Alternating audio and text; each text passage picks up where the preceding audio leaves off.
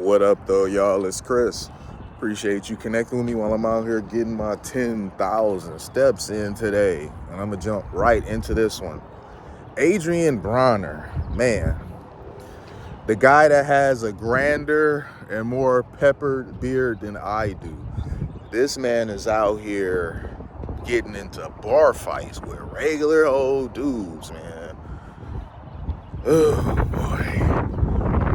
Here's a guy, and it's unfortunate that his drop-off has been like this. You know, he had a very promising future. He was winning and winning and winning. He was undefeated. People were making all types of comparisons to Floyd Money Mayweather.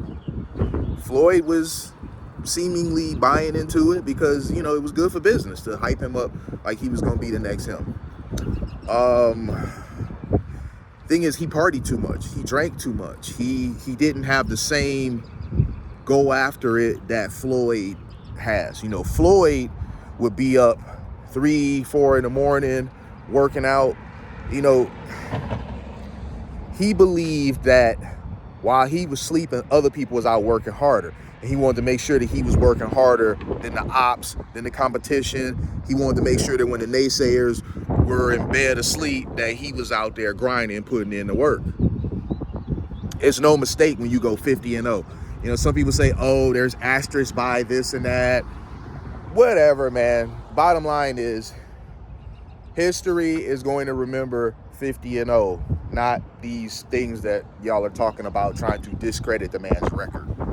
But that's a video for a whole different day of people with no accomplishments trying to downplay and undermine another man's accomplishments. Anyway, he had that one fight. What was it with the guy? Medina, I want to say, was when he took his first loss. He just never recovered from that. He could have lost that fight and bounced back and been just as good as he was prior and even better. But I don't know. It's like that L kind of, you know, it mind fucked him a bit. He was losing and losing.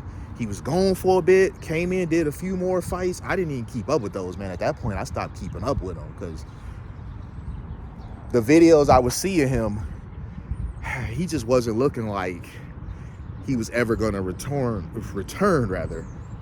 to his former glory.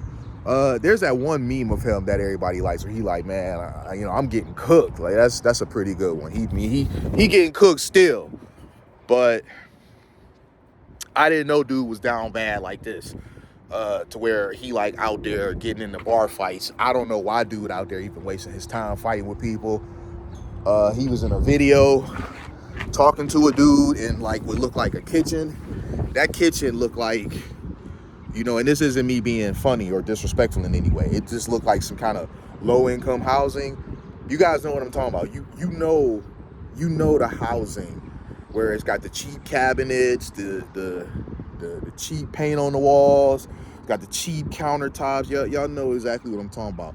It's got they all got the same chandelier or light fixture on the ceiling. They all do. It had that light fixture. I've seen that thing 1,000 times in my life. That light fixture, light cover that you see in the cheap apartments. So I don't know if dude broke, but he not cash flow positive the way he once was, if that's where he hanging out at. Him and the dude, it's like they thought they was flexing, talking about them versus like 18 people or something like that.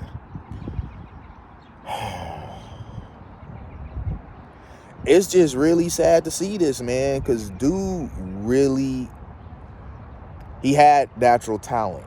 You could clearly see, you know, he had a bit of the mouth like Floyd. He could market himself very well because he was a bit of a smack talker, but he could back it up by winning. You know, Floyd be talking about, you know, money. He was talking about that, about billions. He had all the makings to be the next Floyd.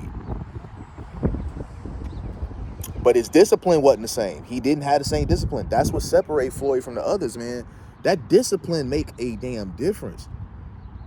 People like to summarize your accomplishments as luck. You just got lucky. No. What they never see is the hanging out that you miss. They never see the training alone that you miss, the hours in the gym that you put in. They never see the sacrifices. You know, you couldn't go on this trip. You couldn't go on that trip. There was stuff that you wanted to do, might have been fun, but you couldn't. You had to put in the grind work. They don't see that. All they see is you winning, and they, oh, well, he's just lucky. Nah, man. A lot of times that luck is just training, meeting, opportunity. Preparation, meeting, opportunity.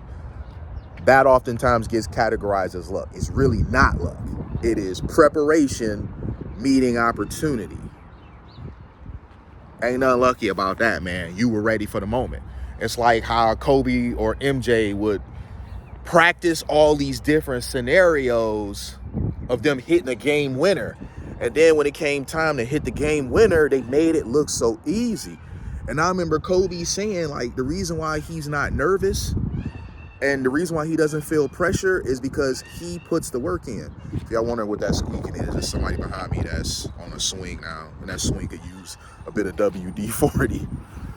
But yeah, he would say that he wouldn't feel pressure in the moments because he prepared. If he felt nervous in those moments, it was because he didn't prepare enough, so he didn't feel pressure. So you see what I mean? Like, y'all see the highlight of him hitting the game winner and celebrate and pulling on his jersey and stuff, and that is fantastic. Those moments live on. But what you don't see is all the preparation, all the training, the grinding, putting up reps to be able to do that in that moment and make it look easy. When you can make something that's difficult look easy, you had to have been putting in reps. There's no other way. Kobe was naturally talented, but natural talent wasn't going to carry him through the league for 20 years. He had to put that grind work in. Same thing with boxers. Floyd had to put that grind work in. So he mimicked Floyd in every way other than work ethic, which arguably was the most important factor. So now we got the man out here. Nobody offers him any fights, really. And the dude doing drunk bar fights now, man. It's a terrible way to wind up for somebody like him that was so promising. I'm going to go ahead and leave it there, though, y'all. Let me know what y'all think in the comments. I'm going to holler at y'all soon. Peace.